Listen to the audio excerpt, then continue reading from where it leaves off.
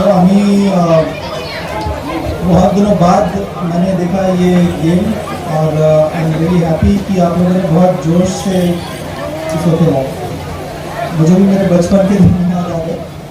तो बहुत बहुत बधाई हो विनर्स, रियली प्लेड वेल। ছিল এটা কাটোয়া থানার পক্ষ থেকে চ্যাম্পিয়ন নির্ধারিত হলো। এছাড়া কাটোয়া সাব ডিভিশনের দুটো থানা রয়েছে, চট্টগ্রাম মঙ্গলকোট। ওদের মধ্যে থেকে প্রত্যেকটা থানা থেকে যে চ্যাম্পিয়ন হবে সেই চট্টগ্রাম মঙ্গলকোট এবং আজকের যারা চ্যাম্পিয়ন হলো কাটোয়া, তাদের মধ্যে একটা কম্পিটিশন সাব ডিভিশন লেভেলে খেলা হবে। যদিও সেই খেলাটা আমরা নির্ধারণ করছি হয়তো কাটোয়াতেই হবে এবং এই তিনটে থানার মধ্যে যিনি চ্যাম্পিয়ন হবেন তাকে আমরা বর্ধমানে পাঠাবো। সম্ভবত 15ই আগস্টের মধ্যে ওখানে কোনো একটা দিনে খেলা হবে।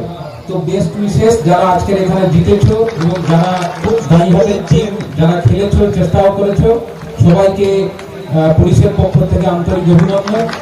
এবং যারা চ্যাম্পিয়ন হবে তাদেরকে বলবো সাব ডিভিশন লেভেলে যে প্রতিযোগিতা হবে আশা করবো তোমরাই চ্যাম্পিয়ন হবে এবং এর পরবর্তীকালে ডিস্ট্রিক্ট লেভেলে যে খেলা হবে আমরা আশা রাখি তোমরা চ্যাম্পিয়ন হবে, এই আশা রাখি। সবাইকে বেস্ট উইশেস, নমস্কার, ধন্যবাদ।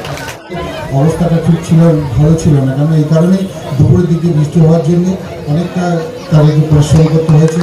তবে খেলাটা সকলের কাছে খুবই মনোরম হয়েছে।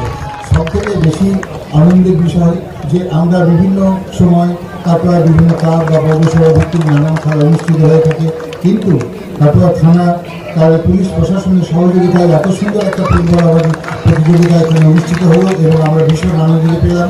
লোকাল যে টিম যারা আছে তারা খেলায় অংশগ্রহণ করলো, তাদের পারফরমেন্স আমরা দেখলাম। আজকে খেলাটা খুবই ভালো হয়েছে এবং তারা তাদের নিজের যতটুকু ইফোর্টস আছে সবটুকু তারা মাঠে দিয়েছে। তবুও জয় পরাজয় বলে একটা ব্যাপার থাকে, কিন্তু সেইটাই হয়তো হয়ে গেল। কিন্তু উভয় পক্ষই ভালো বলে আমার মনে হয়। বিজেপি যারা বা জয়লাভ যারা করেছে তাদেরকে আন্তরিক অভিনন্দন, ধন্যবাদ জানাই।